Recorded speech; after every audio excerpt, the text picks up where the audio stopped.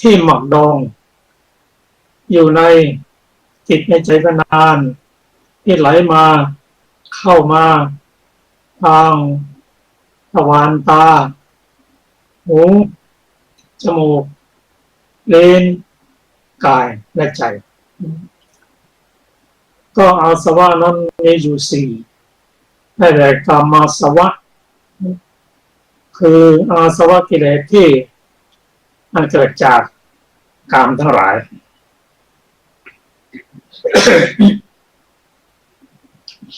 สองภวาสวะคือกิเลสที่ติดอยู่ในภพไม่อยากจะออกจากภพสามทิฏฐาสวะเป็นกิเลสเป็นทิฏฐิที่เห็นผิดมีสามัญทิฏฐิความเป็นตัวเป็นตนและที่นำหนักจากนั้นก็คือเห็นว่าทำดีไม่ได้ดีทำชั่วได้ดีโลกหน้าไม่มีโลกนี้ไม่มีบิดามารดาไม่มีนี่เป็นความเห็นผิดทั้งนั้นแต่นำหนักก็มีเช่นมัทธิกะทิฏฐิอะไรก็ไม่มีทั้งนั้นอากิริยาทิฏฐิทำไม่เถอะไม่ทำแล้วก็เหมือนไม่ทำหรืออาเหตุกะทิฏฐิทุกสิ่งทุกอย่างไม่มีเหตุไม่มีเหตุก็ไม่มีผลก็เป็นการปิดกั้นคุณงามความดีอันนี้ก็เป็นเรื่องของทิฏฐาสวะอันสุดท้ายก็อวิชชาสวะอวิชชาสวะก็คือความไม่รู้นั่นเองแล้วได้แก่โมหะเจตสิกที่อยู่ในอกุศลจิต12อันนี้เป็นอาสวะทั้งสี่ธรรมะทั้งสี่นี้พระพุทธเจ้าได้ตรัสไว้ในพระสูตรนี้ว่าสามารถจะละได้ด้วยการศึกษาธรรมะของพระองค์แต่ผู้จะละได้นั้นจะต้องเป็นผู้รู้ผู้เห็นเสียก่อนธรรมะผู้รู้ผู้เห็นนี่เห็นอะไรคือรู้เห็นโยนิโสมนสิการตัวนี้เป็นตัวธรรมชาติที่ประกอบตัวจิตที่ถ้าเกิดขึ้นแล้ว ถ้าเป็นโยนิโสมนสิการตัวนี้ก็ทำให้เราเริ่มต้นของกุศลธรรมเกิดขึ้นแล้วบางทีท่านกับเราว่าผู้มีโยนิโสมนสิการนั้นเป็นเหมือนดวงอรุณมองเห็นแสงเงินแสงทองไม่ช้าก็สว่างเลยและมนสิการะหรือโยนิโสมนสิการนั้นเป็นอาหารของโพชฌงค์ 7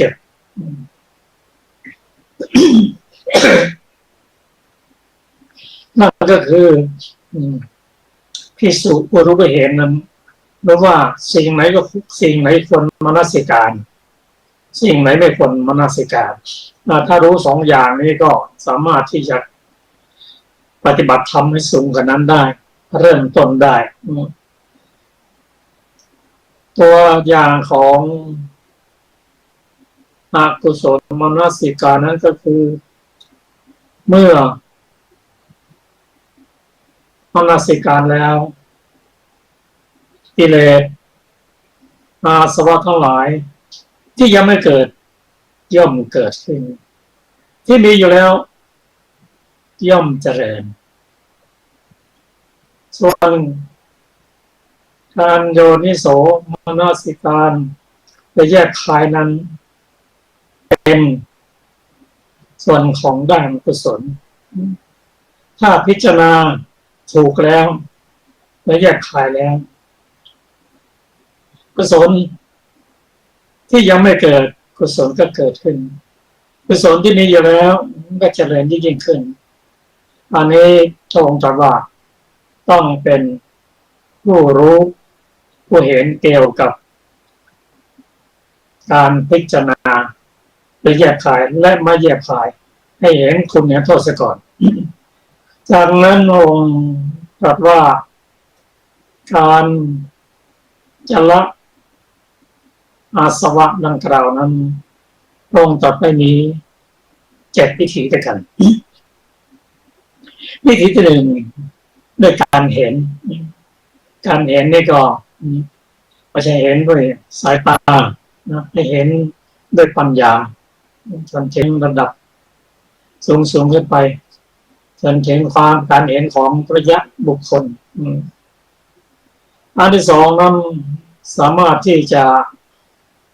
ระงับป้องกันและขจัดอาสวะนั้นด้วยการสังวรระวัง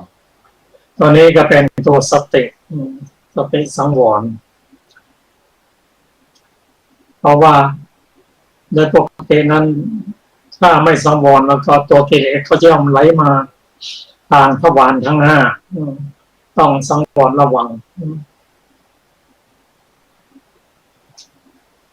ในการสังวรระวังนั้นมีรายละเอียดที่เราจะต้องรู้เหตุรู้ปัจจัยต่างๆและตัวสตินั้นเป็นตัวกันกิเลสแต่กิเลสนั้นสามารถที่จะตัดได้ด้วยปัญญาการสังวรระวังในการสังวรเมื่อเห็นก็ดีได้ยินได้กลิ่นได้รสได้สัมผัสไปทางธรรมอารมณ์แล้วถ้าเห็นว่าสิ่งนั้นน่าดูน่าชมดีเท่านั้นเลยให้สำเร็จว่าอันนั้นเป็นผลเป็นวิบากของเราที่ทำให้ในอดีตชาติมาให้ผลในสิ่งที่ดีที่งามให้ระลึกเท่านั้นแต่ไม่ควรจะไปติดอกติดใจให้มันคงอยู่ให้มันเกิดขึ้นอย่างไรก็ตามถ้าสิ่งที่ปรากฏเป็นอารมณ์ออกมานั้นไม่ได้ดูไม่น่าดูไม่น่าชมน่าเกลียดให้รู้ว่านั่นเป็นผลงานของเราอกุศลที่เราทำไว้ในอดีตมาให้ผลปัจจุบัน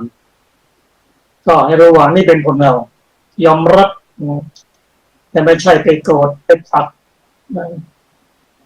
ทำให้เสียอกเสียใจไม่ใช่นี่อันนี้ก็เป็น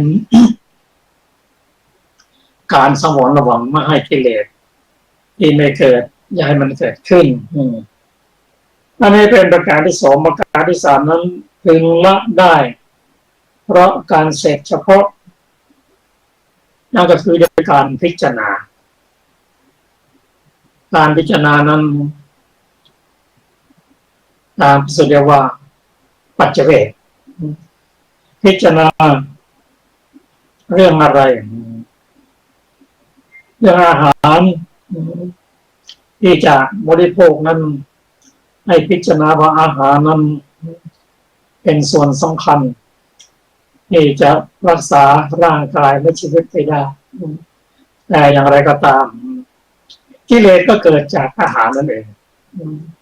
ท่านบอกว่าถ้าดับกิเลสได้ก็ดับอาหารได้ดับอาหารเข้าใจอาหารได้ก็เหมือนดับตัณหาได้เหมือนกันอาจารย์พระสงฆ์เวลาท่านจะฉันอาหารหรือฉันพักนั้นท่านพิจารณาว่าฉันแล้วไม่ใช่การฉันเพื่อให้สนุกสนานเมามันเฮฮากันเหมือนอย่างบางแห่งเขาบอกโอ้วันนี้รู้สึกอารมณ์ไม่มากบางทีบทเป็นช้อยมากพวกกินอาหารเนี่ยแต่พิสุสงฆ์ท่านไม่พิจารณางั้นไม่ใช่เพื่อสนุกสนานไม่ใช่เพื่อเมามันไม่ใช่เพื่อจะต้องตกแต่งประดับประดาเท่านั้นจึงจะฉันจึงจะกินไม่ใช่แต่ฉันเพื่อกินเพื่อลดเวทนาอันเกิดจากความหิวเวทนาเก่าและเวทนาใหม่และให้รู้ว่าฉันได้กินเพื่อให้ร่างกายตั้งอยู่ได้ให้ชีวิตตั้งอยู่ได้แต่ที่สุดแล้วก็ฉันและกินเพื่อประพฤติพรหมจรรย์กินเพื่ออยู่ให้มีโอกาสได้ทำสร้างบุญสร้างกุศลนะ ถ้าทำได้อย่างนี้การกินอาหารอย่างนี้ไม่มีโทษให้เกิดความสุขด้วยอันนี้เป็นการพิจารณาทั้งสี่อย่างเสื้อผ้าอาภรณ์แม่จีวรก็เช่นเดียวกันต้องพิจารณาว่าเราสวมใส่เสื้อผ้าและจีวรมีวัตถุประสงค์อะไรเพื่อปกปิดความร้อนความหนาวเพื่อปกปิดไม่ให้แมลงสัตว์ร้ายต่าง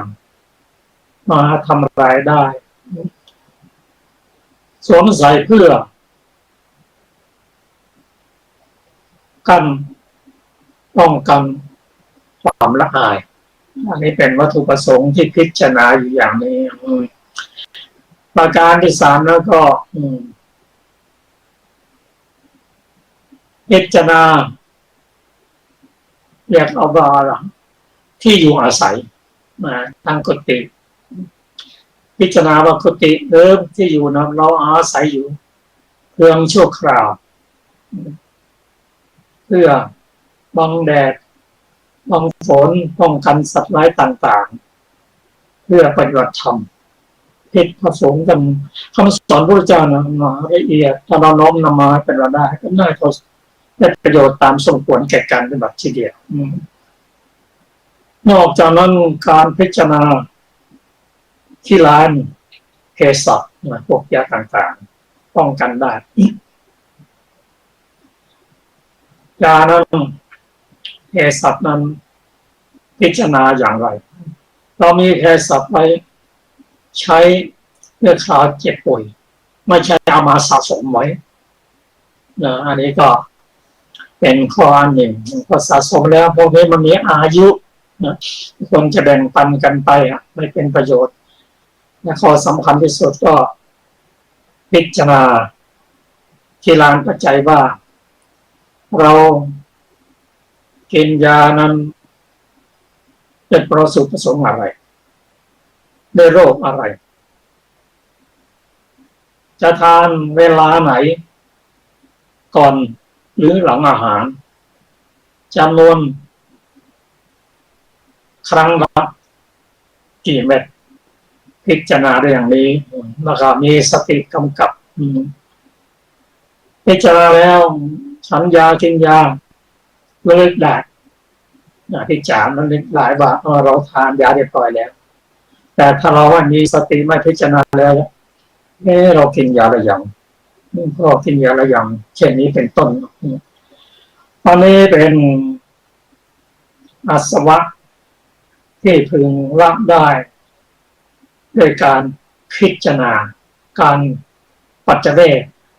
ก่อนเสพ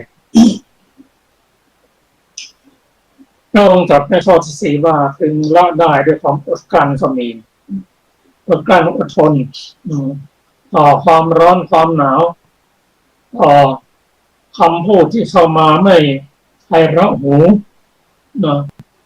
มีความอดทนแม้เขาจะด่าจะทอก็อดทนได้อดกลั้นได้ไม่ตอบโต้ไปด้วยโลภะโทสะโมหะอันนี้ก็เป็นการป้องกัน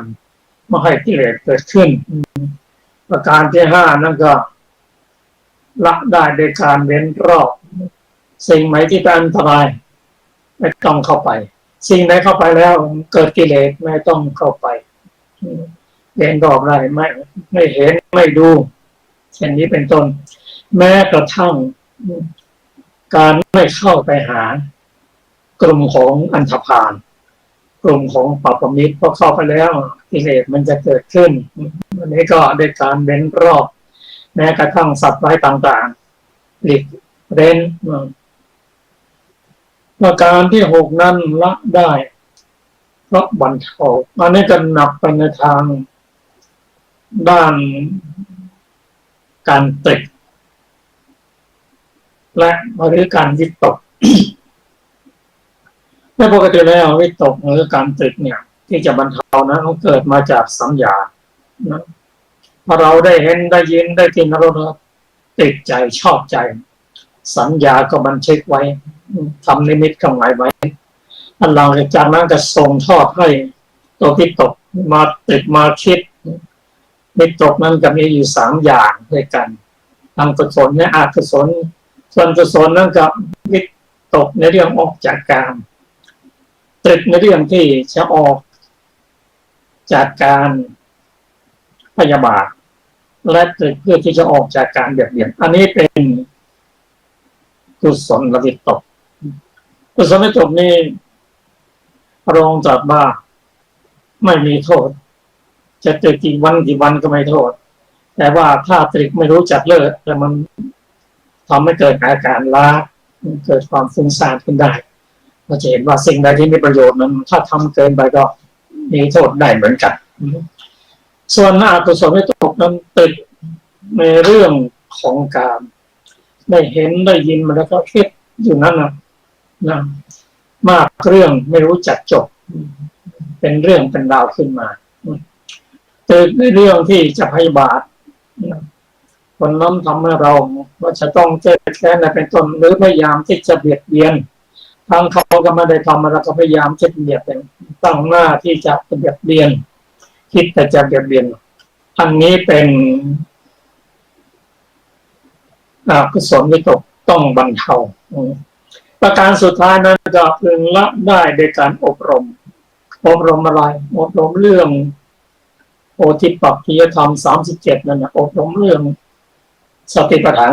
4ฝึกสติปัฏฐาน4สัมมาปัฏฐาน4อิทธิบาท4อินทรีย์5พระ5โพชฌงค์7และมรรคมีองค์8ถ้าอบรมอย่างนี้กิเลสที่ไม่เกิดที่เกิดก็ไม่เกิดขึ้นที่นี่แล้วก็ละไปได้ครับท่านผู้ฟังที่เคารพครับอันนี้เป็นข้อคิดจากพระสูตรที่สัมพันธ์สวัสดิ์สังวรสูตรต่อไปเราจะศึกษาพระสูตรที่ชื่อว่าธรรมทายาทก็ขอเชิญอาจารย์ชลภาครับสวัสดีค่ะท่านผู้ฟังทุกท่าน ธรรมทายาทสูตรข้าพเจ้าได้สดับมาแล้วอย่างนี้สมัยหนึ่งพระผู้มีพระภาคเจ้าประทับอยู่ณพระเชตวันอารามของท่านอนาถบิณฑิกเศรษฐีกรุงสาวัตถีณที่นั้นแลพระผู้มีพระภาคเจ้าตรัสเรียกภิกษุทั้งหลายว่าดูก่อนภิกษุทั้งหลายภิกษุเหล่านั้นทูลรับพระพุทธพจน์แล้วพระผู้มีพระภาคเจ้าตรัสว่าดูก่อนภิกษุทั้งหลายเธอทั้งหลายจงเป็นธรรมทายาทอย่าเป็นอามิสทายาทของเราตถาคตเลยเราตถาคตมีความอนุเคราะห์ในเธอทั้งหลายอยู่ว่าทำอย่างไรหนอสาวกทั้งหลายของเราตถาคตจึงจะเป็นธรรมทายาทไม่เป็นอามิสทายาทดูก่อนภิกษุทั้งหลายก็เธอทั้งหลายจะพึงเป็นอามิสทายาทมาไม่เป็นธรรมทายาทของเราตถาคตข้อที่เธอทั้งหลายเป็นอามิสทายาทไม่เป็นธรรมทายาทของเราตถาคตนั้นจะพึงเป็นเหตุให้ถูกวินยูชนติเตียนเอาได้ว่าสาวกทั้งหลายของพระศาสดาพากันเป็นอามิสทายาทไม่เป็นธรรมทายาทอยู่ถึงเราตถาคตก็คงถูกวินยูชนติเตียนได้ว่าสาวกของพระศาสดาเป็นอามิสทายาทไม่เป็นธรรมทายาทอยู่ดังนี้ดูก่อนภิกษุทั้งหลายแต่ถ้าเธอทั้งหลายพึงเป็นธรรมทายาทไม่เป็นอามิสทายาทของเราตถาคตไซร้แม้เธอทั้งหลายจะไม่ถูกวินยูชนติเตียนว่าสาวกทั้งหลายของพระศาสดาเป็นธรรมทายาทไม่เป็นอามิสทายาทอยู่ถึงเราตถาคตก็คงไม่ถูกวินยูชนติเตียนว่าสาวกทั้งหลายของพระศาสดาเป็นธรรมทายาทไม่เป็นอามิสทายาทอยู่ดูก่อนภิกษุทั้งหลายเพราะเหตุนั่นแหละเธอทั้งหลายจงเป็นธรรมทายาทของเราตถาคตเถิดอย่าเป็นอามิสทายาทเลยเราตถาคตมีความอนุเคราะห์ในเธอทั้งหลายอยู่ว่าทำอย่างไรหนอสาวกทั้งหลายของเราตถาคตจึงจะเป็นธรรมทายาทไม่เป็นอามิสทายาท ธรรมทายาทและอามิสทายาทดูก่อนภิกษุทั้งหลายเราตถาคตฉันเสร็จแล้วห้ามพักแล้วเสร็จบริบูรณ์แล้วอิ่มแล้วเพียงพอแก่ความต้องการแต่บิณฑบาตของเราตถาคตยังมีเหลืออยู่มีอันจะต้องทิ้งเป็นธรรมดาเวลานั้นภิกษุสองรูปถูกความหิวและความอ่อนเพลียครอบงำแล้วหิวโหยมากพากันมานะเราพึงกล่าวกับเธอทั้งหลายนั้นอย่างนี้ว่าดูก่อนภิกษุทั้งหลายเราตถาคตฉันเสร็จแล้วห้ามพัดแล้วเสร็จบริบูรณ์แล้วอิ่มแล้วเพียงพอแก่ความต้องการแล้วแต่บิณฑบาตนี้ของเราตถาคตยังมีเหลืออยู่มีอันจะต้องทิ้งเป็นธรรมดาถ้าเธอทั้งหลายประสงค์จะฉันก็จงฉันเถิดถ้าเธอทั้งหลายไม่ประสงค์จะฉันก็อย่าฉันเราจะทิ้งเสียในที่ปราศจากของเขียวสดหรือจักเทเสียในน้ำที่ไม่มีตัวสัตว์ณบัดนี้ภิกษุผู้เป็นธรรมทายาทบรรดาภิกษุสองรูปหนึ่งมีความคิดอย่างนี้ว่าพระผู้มีพระภาคเจ้าเสวยเสร็จแล้วห้ามพัดแล้วเสร็จบริบูรณ์แล้วทรงอิ่มแล้วพอพระประสงค์แล้วก็บิณฑบาตของพระผู้มีพระภาคเจ้านี้ยังมีเหลืออยู่มีอันจะต้องทิ้งเป็นธรรมดาถ้าเราทั้งหลายจะไม่ฉันพระผู้มีพระภาคเจ้าก็จะทรงทิ้งในที่ปราศจากของเขียวสดหรือจักทรงเทเสียในน้ำที่ไม่มีตัวสัตว์ณบัดนี้แต่พระผู้มีพระภาคเจ้าตรัสสอนไว้ว่าดูก่อนภิกษุทั้งหลายเธอทั้งหลายจงเป็นธรรมทายาทของเราตถาคตเถิดอย่าเป็นอามิสทายาทเลยก็บิณฑบาตนี้เป็นอามิสทายาทอย่างหนึ่งอย่ากระนั้นเลยเราจะไม่ฉันบิณฑบาตนี้จะปล่อยวันคืนนั้นให้ล่วงไปอย่างนี้ทั้งที่ยังมีความหิวและอ่อนเพลียอยู่นั่นแหละภิกษุผู้เป็นอามิสทายาทส่วนภิกษุรูปที่สองมีความคิดอย่างนี้ว่าพระผู้มีพระภาคเจ้าเสวยเสร็จแล้วห้ามพัดแล้วเสร็จบริบูรณ์แล้วทรงอิ่มแล้วพอพระประสงค์แล้วก็บิณฑบาตของพระผู้มีพระภาคเจ้านี้ยังมีเหลืออยู่มีอันจะต้องทิ้งเป็นธรรมดาถ้าเราทั้งหลายไม่ฉันพระผู้มีพระภาคเจ้าจักทรงทิ้งในที่ปราศจากของเขียวสดหรือจักทรงเทเสียในน้ำที่ไม่มีตัวสัตว์ณบัดนี้อย่ากระนั้นเลยเราควรฉันบิณฑบาตนี้บรรเทาความหิวและความอ่อนเพลียและปล่อยวันคืนนั้นให้ล่วงไปอย่างนี้เธอจึงฉันบิณฑบาตนั้นบรรเทาความหิวและความอ่อนเพลียและปล่อยวันคืนนั้นให้ล่วงไปอย่างนี้ดูก่อนภิกษุทั้งหลายภิกษุนั้นแม้จะฉันบิณฑบาตนั้นบรรเทาความหิวและความอ่อนเพลียและปล่อยวันคืนนั้นให้ล่วงไปอย่างนี้ก็จริงถึงอย่างนั้นภิกษุรูปแรกโน้นแหละของเราตถาคตเป็นผู้ควรบูชาควรสรรเสริญมากกว่าข้อนั้นเพราะเหตุไรดูก่อนภิกษุทั้งหลายเพราะข้อนั้นจะเป็นไปเพื่อความมักน้อยสันโดษขัดเกลาเลี้ยงง่ายปรารภความเพียรแก่ภิกษุนั้นสิ้นกาลนานดูก่อนภิกษุทั้งหลายเพราะเหตุนั้นแลเธอทั้งหลายจงเป็นธรรมทายาทของเราตถาคตอย่าเป็นอามิสทายาทเลยเราตถาคตมีความอนุเคราะห์ในเธอทั้งหลายว่าทำอย่างไรหนอสาวกทั้งหลายของเราตถาคตจึงจะเป็นธรรมทายาทไม่เป็นอามิสทายาทพระผู้มีพระภาคเจ้าได้ตรัสพระพุทธพจน์นี้แล้วพระสุคตเจ้าครั้นตรัสพระพุทธพจน์นี้แล้วจึงเสด็จลุกจากอาสนะเข้าสู่พระวิหารพระสารีบุตรอธิบายครั้งนั้นเมื่อพระผู้มีพระภาคเจ้าเสด็จหลีกไปไม่นานท่านพระสารีบุตรเถระจึงเรียกภิกษุทั้งหลายมาว่าดูก่อนท่านผู้มีอายุทั้งหลายภิกษุเหล่านั้นรับคำท่านพระสารีบุตรเถระว่าขอรับดังนี้ท่านพระสารีบุตรเถระได้กล่าวคำนี้ว่าดูก่อนท่านผู้มีอายุทั้งหลาย เมื่อพระศาสดาประทับอยู่อย่างผู้สงัดแล้ว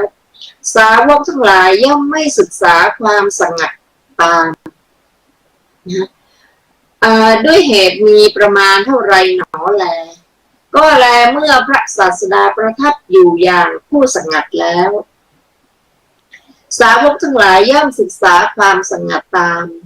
ด้วยเหตุมีประมาณเท่าไรหนอแลภิกษุเหล่านั้นเรียนว่าอาวุโสแม้ผมทั้งหลายก็มาแต่ที่ไกลเพื่อจะทราบเนื้อความแห่งภาษิตข้อนี้ในสำนักท่านพระสารีบุตรเถระขอโอกาสเถิดครับ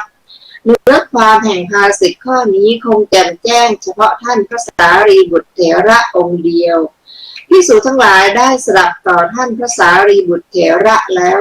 จะทรงจำไว้ท่านพระสารีบุตรจึงกล่าวว่าดูก่อนท่านผู้มีอายุทั้งหลาย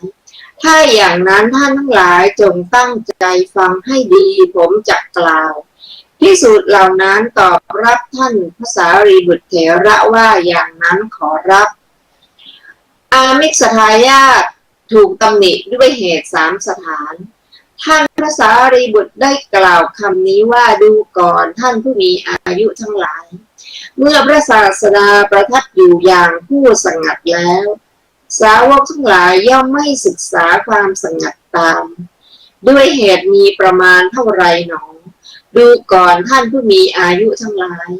เมื่อพระศาสดาประทับอยู่อย่างผู้สงัดแล้วสาวกทั้งหลายในพระธรรมวินัยนี้ไม่ศึกษาความสงัดตามคือไม่ละธรรมทั้งหลายที่พระศาสดาตรัสให้ละเป็นผู้มากด้วยปัจจัยลาภและเป็นผู้ย่อหย่อนตกอยู่ในอำนาจนิวรณ์5ทอดทุระในความสงัดดูก่อนท่านผู้มีอายุทั้งหลายบรรดาภิกษุเหล่านั้นภิกษุผู้เถระเป็นผู้อันวินยูชนพึงติเตียนได้ด้วยเหตุ3 สถานคือภิกษุผู้เถระทั้งหลายเป็นผู้อันวินยูชนพึงติเตียนได้ด้วยเหตุสถานที่1นี้ว่าเมื่อพระศาสดาประทับอยู่อย่างผู้สงัดแล้วพระสาวกทั้งหลายไม่ศึกษาความสงัดตามภิกษุผู้เถระทั้งหลายเป็นอันวินยูชนพึงติเตียนได้ด้วยเหตุสถานที่2นี้ว่าสาวกทั้งหลายไม่ละธรรมทั้งหลายที่พระศาสดาตรัสให้ละและภิกษุผู้เถระทั้งหลายเป็นผู้อันวินยูชนพึงติเตียนได้ด้วยเหตุสถานที่3นี้ว่าสาวกทั้งหลายเป็นผู้มากด้วยปัจจัยลาภย่อหย่อนตกอยู่ในอำนาจนิวรณ์5ทอดทิ้งธุระในความสงัดดูก่อนท่านผู้มีอายุทั้งหลายภิกษุผู้เถระเป็นผู้อันวินยูชนติเตียนได้ด้วยเหตุ3 สถานเหล่านี้ดูก่อนท่านผู้มีอายุทั้งหลายบรรดาภิกษุเหล่านั้นภิกษุผู้ปานกลางภิกษุผู้ยังใหม่ทั้งหลายเป็นผู้อันวินยูชนติเตียนด้วยเหตุ3 สถานคือภิกษุผู้ยังใหม่ทั้งหลายเป็นผู้อันวินยูชนพึงติเตียนได้ด้วยเหตุสถานที่1คือเมื่อพระศาสดาประทับอยู่อย่างผู้สงัดแล้วสาวกทั้งหลายไม่ศึกษาความสงัดตามภิกษุผู้ยังใหม่ทั้งหลายอันวินยูชนพึงติเตียนด้วยเหตุสถานที่2นี้ว่าสาวกทั้งหลายไม่ละธรรมที่พระศาสดาตรัสให้ละและภิกษุผู้ยังใหม่ทั้งหลายเป็นผู้อันวินยูชนพึงติเตียนได้ด้วยเหตุสถานที่3นี้ว่าสาวกทั้งหลายเป็นผู้มากด้วยปัจจัยลาภและเป็นผู้ย่อหย่อนตกอยู่ในนิวรณ์5ทอดทิ้งธุระในความสงัดดูก่อนท่านผู้มีอายุทั้งหลาย ภิกษุผู้ยังใหม่เป็นผู้อันวินยูชนพึงติเตียนได้ด้วยเหตุ3 สถานเหล่านี้ดูก่อนท่านผู้มีอายุทั้งหลายเมื่อพระศาสดาประทับอยู่อย่างผู้สงัดแล้วสาวกทั้งหลายชื่อว่าไม่ศึกษาความสงัดตามด้วยเหตุเพียงเท่านี้แหละหัวข้อต่อไปธรรมทายาทได้รับสรรเสริญด้วยเหตุ2 สถาน ดูก่อนท่านผู้มีอายุทั้งหลายก็เมื่อพระศาสดาประทับอยู่อย่างผู้สงัดแล้วสาวกทั้งหลายย่อมศึกษาความสงัดตามด้วยเหตุมีประมาณเท่าไรดูก่อนท่านผู้มีอายุทั้งหลายเมื่อพระศาสดาประทับอยู่อย่างผู้สงัดแล้วสาวกทั้งหลายในพระธรรมวินัยนี้ย่อมศึกษาความสงัดตามคือสาวกทั้งหลายย่อมละธรรมทั้งหลายที่พระศาสดาตรัสให้ละไม่เป็นผู้มากด้วยปัจจัยด้วยลาภไม่เป็นผู้ย่อหย่อนไม่ตกอยู่ในอำนาจนิวรณ์ห้ามีใจน้อมไปในความสงัดดูก่อนผู้มีอายุทั้งหลายบรรดาภิกษุเหล่านั้นภิกษุผู้เถระอันวินยูชนพึงสรรเสริญด้วยเหตุสามสถานคือภิกษุผู้เถระเป็นผู้อันวินยูชนพึงสรรเสริญด้วยเหตุสถานที่หนึ่งนี้ว่าเมื่อพระศาสดาประทับอยู่อย่างผู้สงัดแล้วสาวกทั้งหลายศึกษาความสงัดตามภิกษุผู้เถระเป็นผู้อันวินยูชนพึงสรรเสริญด้วยเหตุสถานที่สองนี้ว่าสาวกทั้งหลายย่อมละธรรมทั้งหลายที่พระศาสดาตรัสให้ละภิกษุผู้เถระทั้งหลายผู้เป็นผู้อันวินยูชนพึงสรรเสริญด้วยเหตุสถานที่สามนี้ว่าสาวกทั้งหลายไม่เป็นผู้มากไม่เป็นผู้ย่อหย่อนไม่ตกอยู่ในอำนาจนิวรณ์ห้ามีใจน้อมไปในความสงัดดูก่อนท่านผู้มีอายุทั้งหลายภิกษุผู้เถระเป็นผู้อันวินยูชนพึงสรรเสริญด้วยเหตุสามสถานเหล่านี้ดูก่อนท่านผู้มีอายุทั้งหลายบรรดาภิกษุเหล่านั้นภิกษุทั้งหลายผู้ปานกลางภิกษุทั้งหลายผู้ยังใหม่เป็นผู้อันวินยูชนพึงสรรเสริญด้วยเหตุสามสถานคือภิกษุผู้ยังใหม่ทั้งหลายเป็นผู้อันวินยู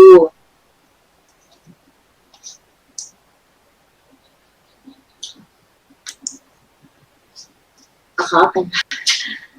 คือภิกษุผู้ยังใหม่ทั้งหลายเป็นผู้อันวินยูชนพึงสรรเสริญด้วยเหตุสถานที่หนึ่งนี้ว่าเมื่อพระศาสดาประทับอยู่อย่างผู้สงัดแล้วสาวกทั้งหลายศึกษาความสงัดตามภิกษุผู้ยังใหม่ทั้งหลายเป็นผู้อันวินยูชนพึงสรรเสริญด้วยเหตุสถานที่สองนี้ว่าสาวกทั้งหลายละธรรมทั้งหลายที่พระศาสดาตรัสให้ละและภิกษุผู้ใหม่ทั้งหลายเป็นผู้อันวินยูชนพึงสรรเสริญด้วยเหตุสถานที่สามนี้ว่าสาวกทั้งหลายไม่เป็นผู้มากด้วยปัจจัยลาภไม่ตกอยู่ในอำนาจนิวรณ์ห้ามีใจน้อมไปในความสงัดดูก่อนท่านผู้มีอายุทั้งหลายภิกษุผู้ยังใหม่อันวินยูชนพึงสรรเสริญด้วยเหตุสามสถานเหล่านี้ดูก่อนท่านผู้มีอายุทั้งหลายเมื่อพระศาสดาประทับอยู่อย่างผู้สงัดแล้วสาวกทั้งหลายชื่อว่าศึกษาความสงัดตามด้วยเหตุเพียงเท่านี้แหละต่อไปเป็นหัวข้อมัชฌิมาปฏิปทาดูก่อนท่านผู้มีอายุทั้งหลายบรรดาธรรมดังกล่าวแล้วนั้นโลภะและโทสะเป็นธรรมลามกแต่มัชฌิมาปฏิปทาเพื่อละโลภะและโทสะมีอยู่เป็นธรรมทำให้เกิดดวงตาทำให้เกิดญาณย่อมเป็นไปเพื่อความสงบระงับเพื่อความรู้ยิ่งเพื่อตรัสรู้เพื่อพระนิพพานดูก่อนท่านผู้มีอายุทั้งหลายก็มัชฌิมาปฏิปทานั้นที่เป็นธรรมทำให้มีดวงตาทำให้เกิดญาณย่อมเป็นไปเพื่อความสงบระงับเพื่อความรู้ยิ่งเพื่อตรัสรู้เพื่อพระนิพพานคืออะไรคืออริยมรรคมีองค์แปดนี้เองได้แก่ความเห็นชอบความดำริชอบการเจรจาชอบการงานชอบการเลี้ยงชีพชอบความพยายามชอบความระลึกชอบความตั้งใจชอบดูก่อนท่านผู้มีอายุทั้งหลายมัชฌิมาปฏิปทานี้นั่นแหละเป็นธรรมทำให้เกิดดวงตา ทำให้เกิดอย่างเป็นไปเพื่อความสงบระงับเพื่อความรู้ยิ่งเพื่อตรัสรู้เพื่อพระนิพพานดูก่อนท่านผู้มีอายุทั้งหลายบรรดาธรรมดังกล่าวแล้วนั้นความโกรธและความผูกโกรธเป็นธรรมลามกความริษยาและความตระหนี่เป็นธรรมลามก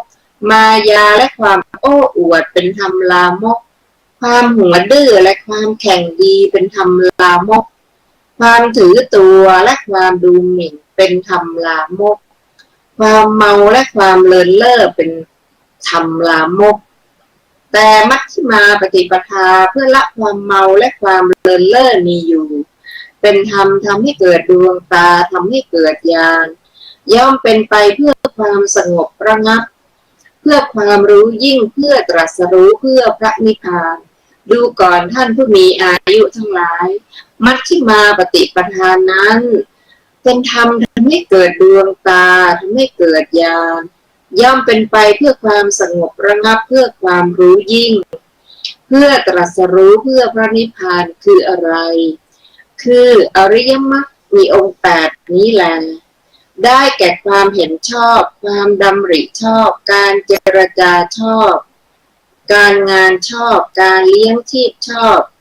ความพยายามชอบความระลึกชอบความตั้งใจชอบดูก่อนท่านผู้มีอายุทั้งหลายมัชฌิมาปฏิปทานี่แลเป็นธรรมทำให้เกิดดวงตาทำให้เกิดญาณย่อมเป็นไปเพื่อความสงบระงับเพื่อความรู้ยิ่งเพื่อตรัสรู้เพื่อพระนิพพาน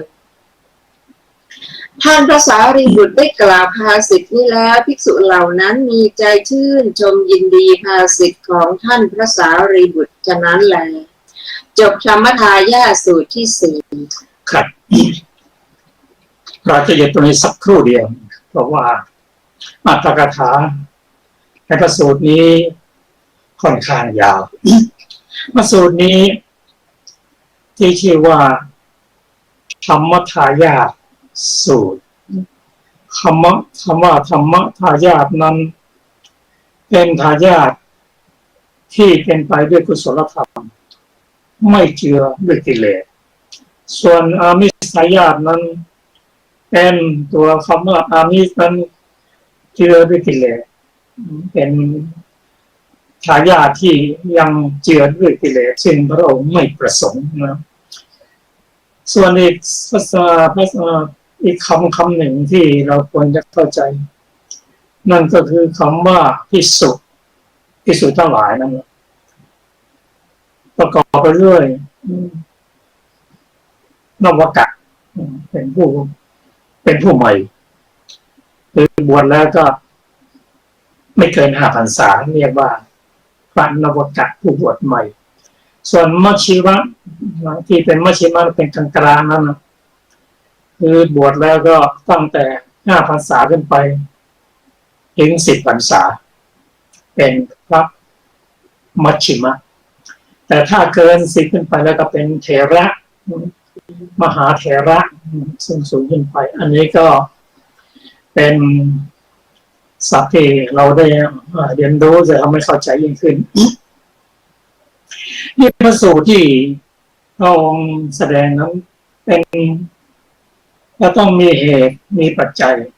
พระองค์แสดงถึงพระสูตรนี้ผมจะเรียนสั้นๆว่าพระผู้เป็นเจ้าของเรานั้นก็จะได้เป็นพระเจ้านั้นได้บำเพ็ญบารมี10ในเรื่องในพระสูตรนี้ก็เป็นการศึกษาถึงฐานะบารมีสิ่งพระองค์ได้บำเพ็ญมา4 อสงไขยกับแสนมหากัปชาตินี้เป็นชาติสุดท้ายที่พระองค์จะเสด็จดับธรรมนิพพานกุศลธรรมหรือว่ากุศลวิบากทั้งหลายนั้นนะย่อมไหลมาเพื่อจะให้ผลบอกว่าชาตินี้เป็นชาติให้ว่าโอ้ท่านจะไปแล้วพระสงฆ์นั้นไปบัตรดีไปท่านจะไปแล้วรีบมาทำบุญให้เสร็จในวันนี้ก็เช่นเดียวกันเพราะฉะนั้นบุคคลทั้ง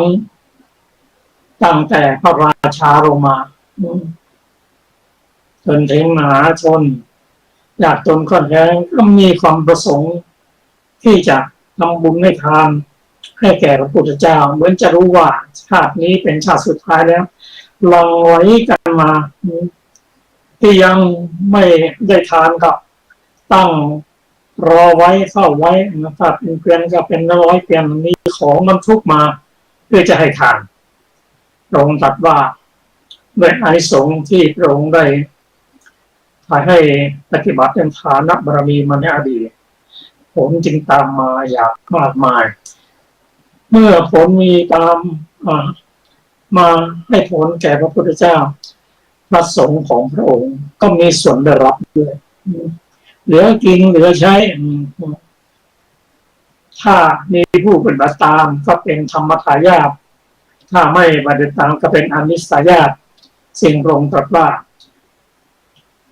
พระสงฆ์ภิกษุทั้งหลายจงเป็นธรรมทายาทของเราเถิด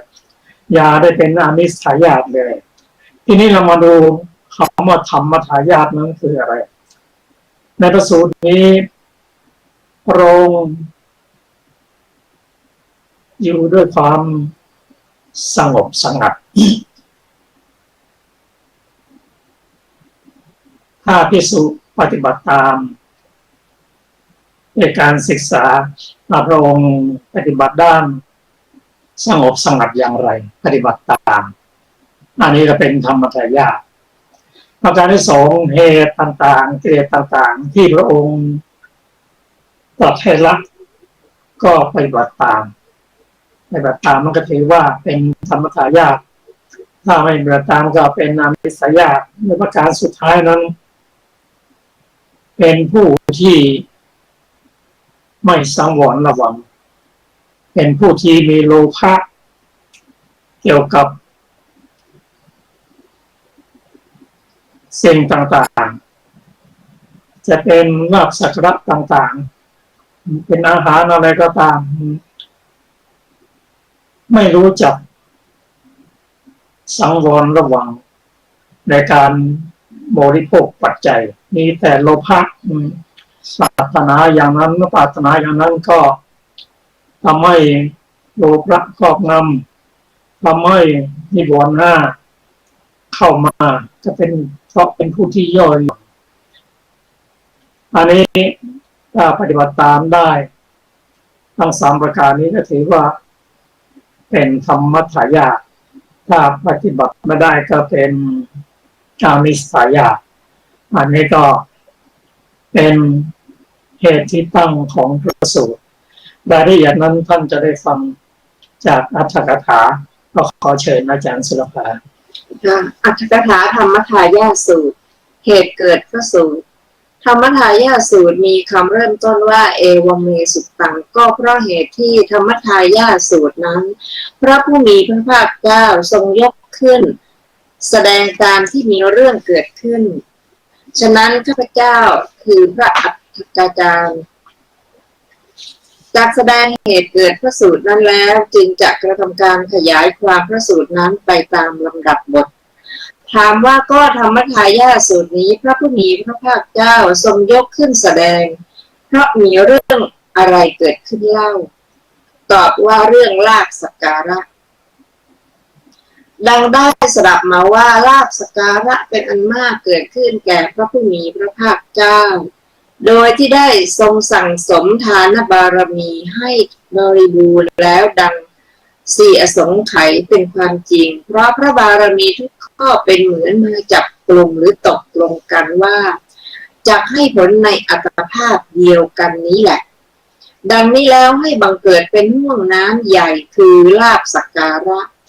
ประดุจมหาเมฆที่จับกลุ่มกันเป็นคู่ก่อตัวขึ้นในทุกทิศแล้วตกลงมา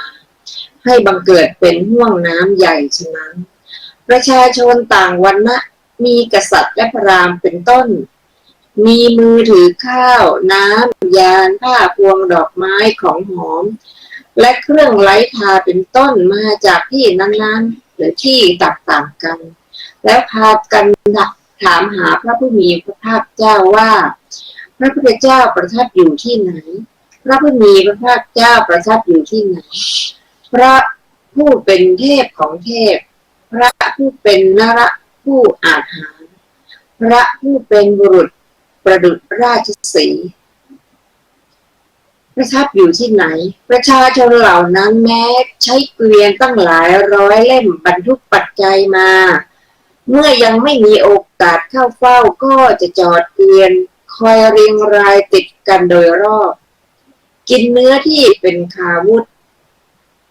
เช่นอันทกะวินทพรามเป็นต้นเป็นตัวอย่าง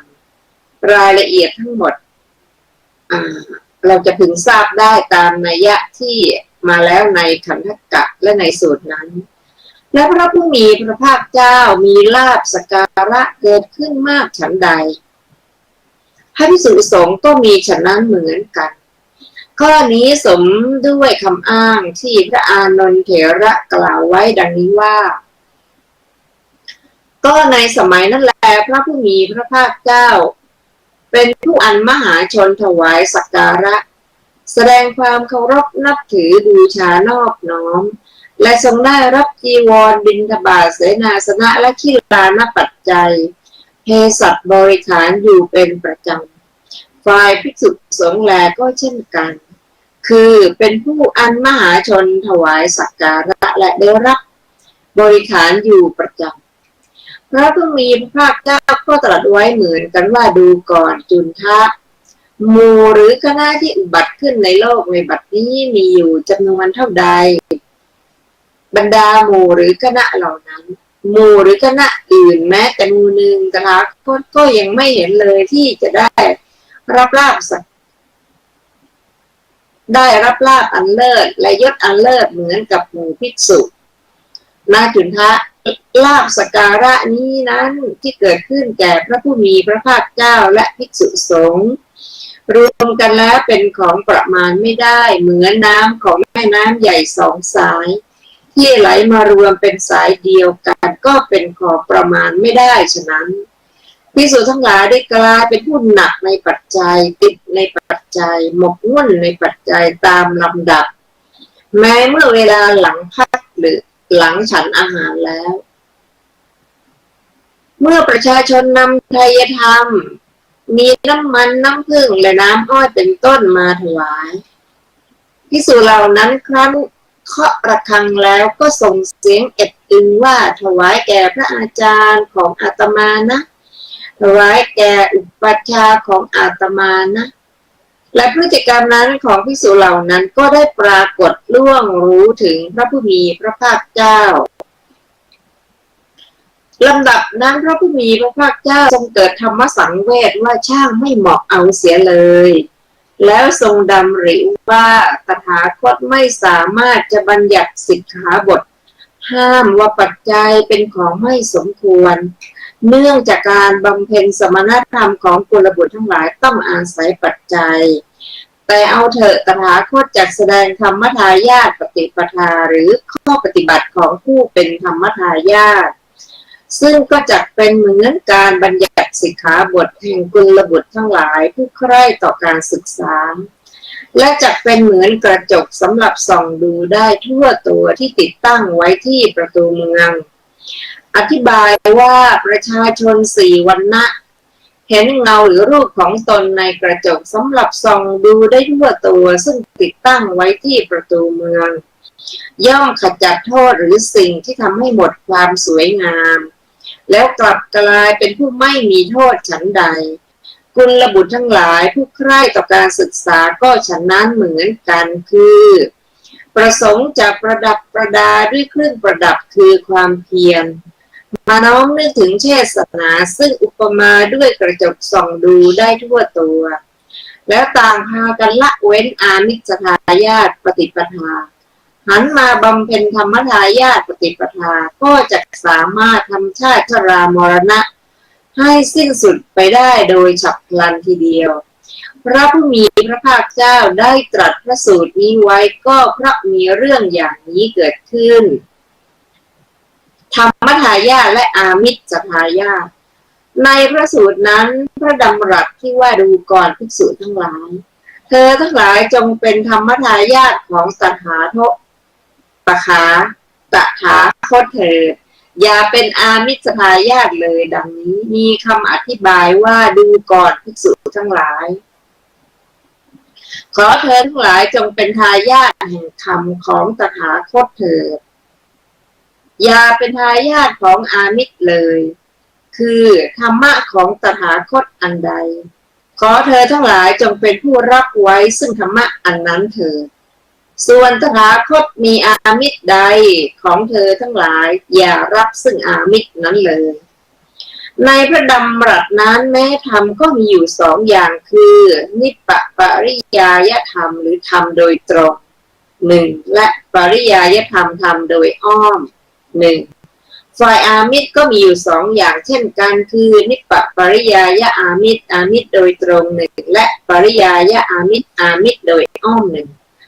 ทั้งธรรมและอามิสนั้นมีอธิบายเป็นอย่างไรมีอธิบายว่าโลกุตระธรรมทั้ง9อย่างซึ่งแยกประเภทเป็นมรรค4ผล4และนิพพาน1ชื่อว่านิปปริยายธรรมคือธรรมที่ผู้ปฏิบัติให้บังเกิดกับตนได้โดยตรงทีเดียว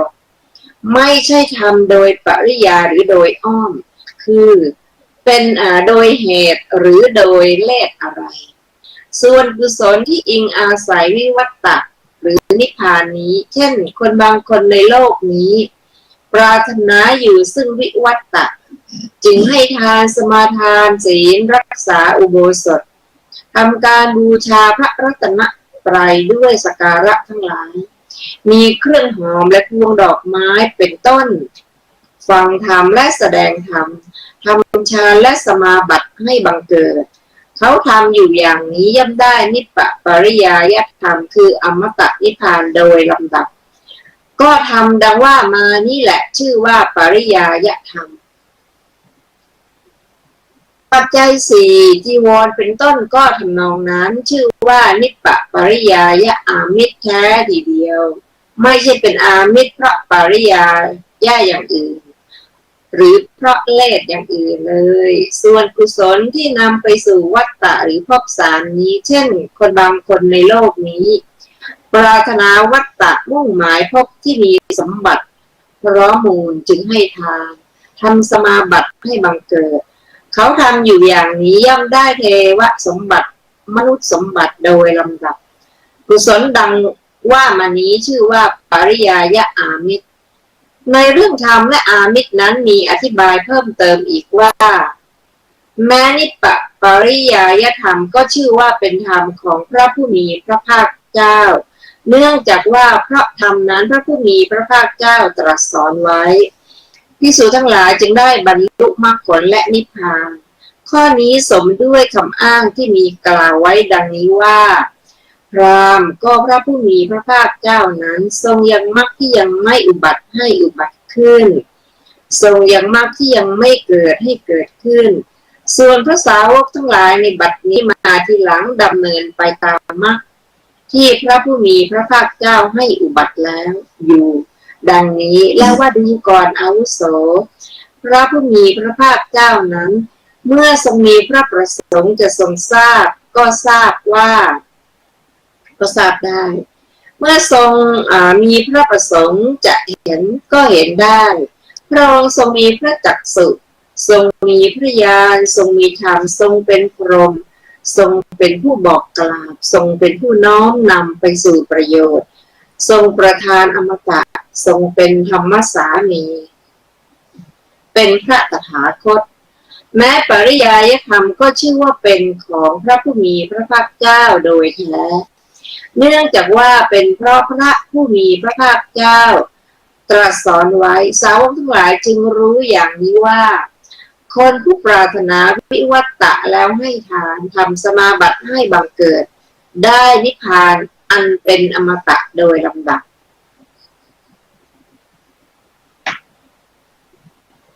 ค่ะท่านผู้ฟังที่เคารพคะเนื่องจากเวลาของรายการได้หมดแล้วนะคะเราจะศึกษาอรรถกถานี้ในวันพุธหน้าต่อไปค่ะสำหรับวันนี้ก็ลาไปก่อนนะคะสวัสดีค่ะสวัสดีครับ